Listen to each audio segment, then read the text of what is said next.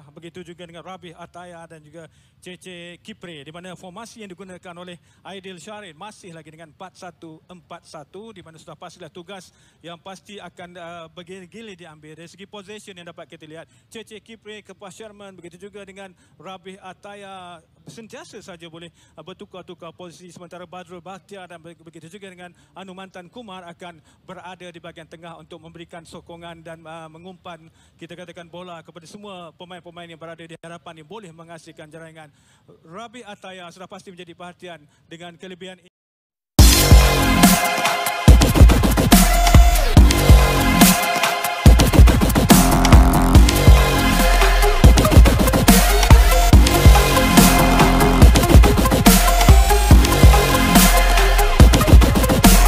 Bersama dengan pasukan Kedah, pemain senior yang perlu diberikan perhatian. Jadi whistle permulaan sudah pun berbunyi untuk kita lihat perlawanan sudah pun bermula sekarang ini dengan Selangor jersey serba gelap yang dapat saudara lihat pada ketika ini, sementara pasukan Kedah sudah pastilah dengan jersey hijau kuning mereka. Jadi CJ pada ketika ini keadaan padang agak baik juga, tetapi Selangor sedang menyusun serangan. Satu hantaran baik, sekarang peluang dengan pantas kita dapat lihat penjaga gol Kedah Syahrir Sakri berjaya mengegang Oliver Buff tadi daripada mendapat peluang dalam kita katakan situasi yang hampir kedudukan 1 lawan 1 tadi. Di peringkat awal satu terupas yang begitu baik, hampir terlepas kawalan pemain pertahanan pasukan Kedah.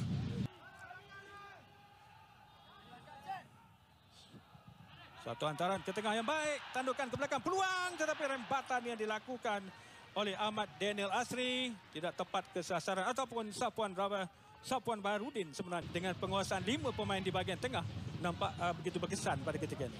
Apapun, CC Kipre sekarang di penjuru sebelah kanan berdepan dengan tim Hubeck, cuba untuk melepasi tim Hubeck tapi masih dapat dikawal.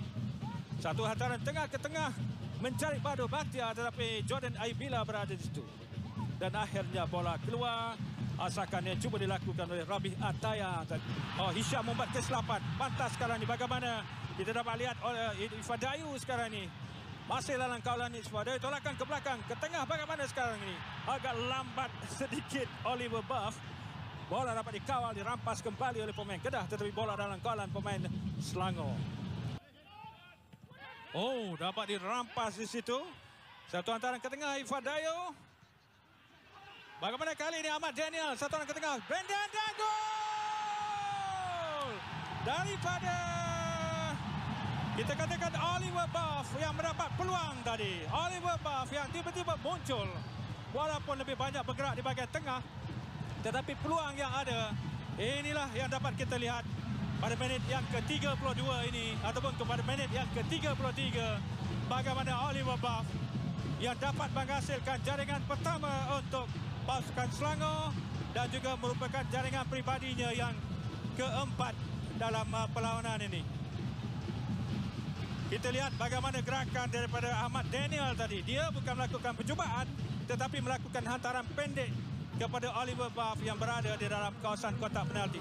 Bijak tindakan yang dilakukan oleh Ahmad Daniel tadi yang melorongkan bola itu kepada Oliver Buff di celah-celah dua pemain pertahanan pasukan Kedah untuk menolak bola masuk bagi gol pertama pasukan Selangor. Selangor 1, Kedah 0. Terpaksa bermain dengan terpaksa menolak bola keluar.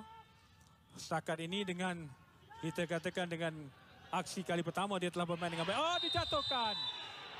Penalti diberikan. Kekasaran yang dilakukan ke atas Kepas Sherman oleh tim Hubeck untuk memberikan sepakan penalti kepada pasukan Kedah. Bagaimana gerakan daripada CC Kipre melakukan lorongan ke dalam penalti. Oh, sememangnya betul-betul berlaku, ada kekasaran dilakukan dan sememangnya di dalam kawasan kotak penalti. Kepas Sherman.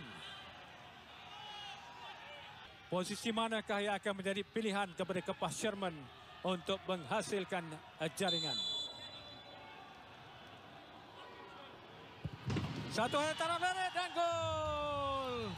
Gol untuk pasukan Kedah pada minit yang ke-79 untuk menyamakan kedudukan.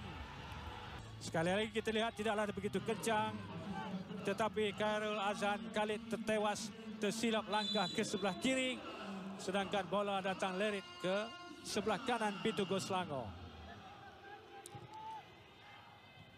Sekali lagi kita lihat sepakan yang tidaklah terlalu kencang ataupun padu, tetapi sudah cukup untuk menewaskan Khairul Azhan Khalid. Jordan Aim Bela masih lagi Kedah sekarang ini menyusun satu cutback ke belakang. Anu Manten dapat dikawal oleh Brandon, tetapi terlepas. Cantik kawalan dilakukan lantaran ke tengah, peluang kepada Selangor dan dapatan gol. Cice Kipre merembat untuk menghasilkan gol yang kedua bagi pasukan Kedah pada menit yang ke-85 ini. Itulah kelalaian yang berlaku di hadapan pintu gol pasukan Selangor. Gol pribadi yang kedua untuk Cice Kipre selepas satu jaringan yang dihasilkannya ketika pasukan Kedah bertemu dengan pasukan Sabah.